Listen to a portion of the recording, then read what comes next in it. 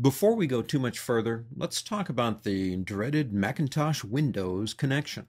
We have Mac people out there, we have Windows people out there, and we all are very protective of our operating systems. I work on both, and the good news is there virtually is no real difference between Mac and Windows, which helps me as a teacher immensely.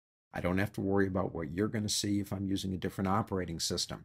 So that's true and that's good, but there is one problem, and there is still a naming convention problem on keys. For example, one of the major control keys in Windows is the CTRL, the control key.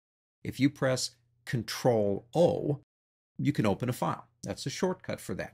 The very same key on a Macintosh that does exactly the same thing without any difference is defined as the Command or sometimes the Apple key on the Macintosh. Does the same thing. So on a Mac, I'd say Command or Apple O would achieve opening a file.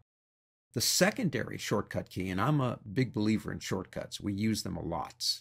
The Alt key on Windows is the secondary. So if I press Control Alt P, it opens up a print dialog box as opposed to doing it from the pull down menu.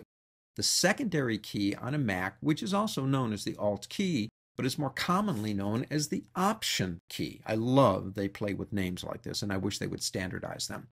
I will do my best during these lessons to make sure that when I'm talking about control keys or option keys or whatever, is that Mac and Windows people, you won't have to worry. I will clarify it as we go along. And the good news, that's probably the only problem we will ever have a problem with using Adobe Photoshop CS5.